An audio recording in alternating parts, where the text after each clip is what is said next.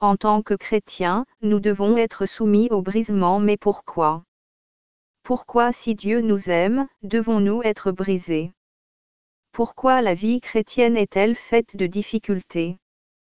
Vérifions la définition du brisement dans le Larousse, action de briser, de se briser, d'être brisé. Synonyme, affliction, anéantissement, bouleversement, bris, casse, démolition, douleur. Pourquoi devons-nous vivre la souffrance? Quel est le but de cette souffrance? Est-ce normal de vivre le brisement? Je reprends et châtie tous ceux que j'aime, aie du zèle, et te repens. Apocalypse 3h19. Châtier qui en grec signifie corriger, enseigner et / ou apprendre.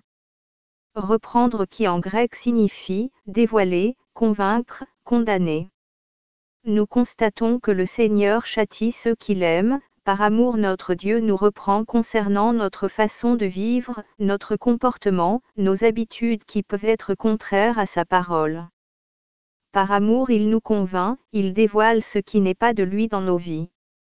À cause de notre faiblesse, la chair, nous pouvons être voilés par rapport à notre propre comportement.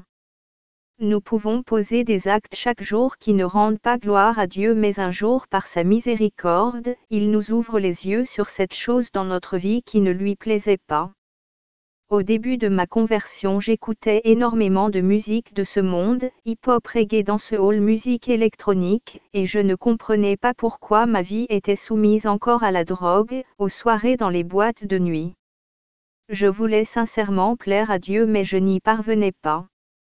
Plusieurs fois, le Seigneur m'avait convaincu que ce type de musique ne lui rendait pas gloire. Je m'opposais à cette pensée et je me séduisais par de faux discours. Un jour, après un moment dans la présence de Dieu, il m'ouvrit les yeux, par sa grâce, et me fit comprendre que derrière chaque style de musique se cachent des entités démoniaques qui poussent les hommes à l'esclavage. Exemple, les rythmes de la musique électronique poussent à la débauche, l'ivresse et les soirées. Les rythmes et les paroles de la musique hip-hop poussent à la colère, la rébellion, la violence, la haine. Les rythmes et les paroles de la musique reggae poussent à la consommation de drogue, fornication etc. Une fois ayant reçu cette révélation par la grâce de Dieu, j'avais deux choix devant moi. Suivre le Seigneur mais abandonner une chose qui était pour moi une idéole et / ou se dire être chrétien mais avoir une vie mélangée. Lorsque le Seigneur nous demande d'abandonner une chose et / ou habitude de vie pour le suivre pleinement, ce n'est pas pour nous voir souffrir en vain, mais le Seigneur sait que cette chose ne provient pas de lui et ne nous poussera pas à avoir une vie qui lui plaît. Ce brisement peut être l'abandon de la drogue, alcool à outrance, fornication, masturbation, convoitise, adultère, musique de ce monde, amitié qui nous pousse à poser des actes à encontre de la parole de Dieu, l'amour des choses matérielles, l'amour de l'argent, la paresse etc. Et vous avez oublié l'exhortation qui vous est adressée comme à des fils, mon fils, ne méprise pas le châtiment du Seigneur, et ne perds pas courage lorsqu'il te reprend, car le Seigneur châtie celui qu'il aime, et il frappe de la verge tous ceux qu'il reconnaît pour ses fils. Hébreux 12, 5. Jésus-Christ veut nous sauver de ce monde impie, il veut nous conduire dans toute sa volonté, il souhaite que nous lui laissions la première place dans notre vie. Il souhaite se révéler à nous en tant que Père, Dieu, Seigneur, Confident, Sauveur etc.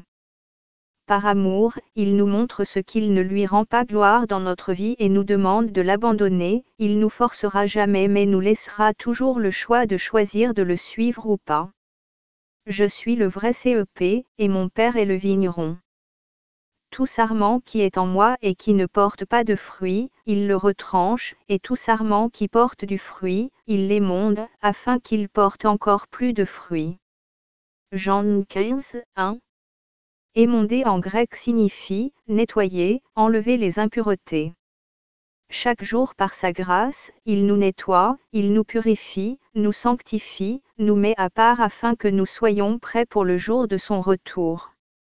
Mes bien-aimés, ne trouvez point étrange quand vous êtes comme dans une fournaise pour votre épreuve, comme s'il vous arrivait quelque chose d'extraordinaire. 1 Pierre 4, 12. Acceptons les épreuves que le Seigneur place devant nous. Acceptons d'être brisés, seuls pour sa gloire. Acceptons d'être moqués, incompris pour le suivre.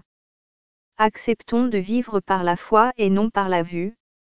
Acceptons tout pour Jésus-Christ comme lui a souffert atrocement pour nous à la croix. Acceptons d'être jugés. Acceptons d'être vus comme faibles, moins que rien pour Jésus-Christ. Acceptons d'abandonner sa vie pour le suivre. Car notre espérance est éternelle. Nous souffrons sur cette terre mais pour une éternité glorieuse. Notre espérance c'est la Nouvelle Jérusalem. Notre espérance, c'est le millénium. Notre espérance, c'est d'être dans la gloire de notre Père avec les saints, les anges, les êtres vivants, les 24 vieillards. Notre espérance est d'adorer notre Dieu pour l'éternité. Notre espérance c'est le 3e ciel. Notre espérance est de manger des fruits de l'arbre de vie. Notre espérance se côtoyer Paul, Jacques, Élie, Samuel, Moïse, Abraham, David et Céthée. Notre espérance c'est notre salut en Jésus-Christ. Notre espérance c'est les noces de l'agneau. Notre espérance c'est l'enlèvement de l'Église. Soyons prêts et veillons, Jésus-Christ revient.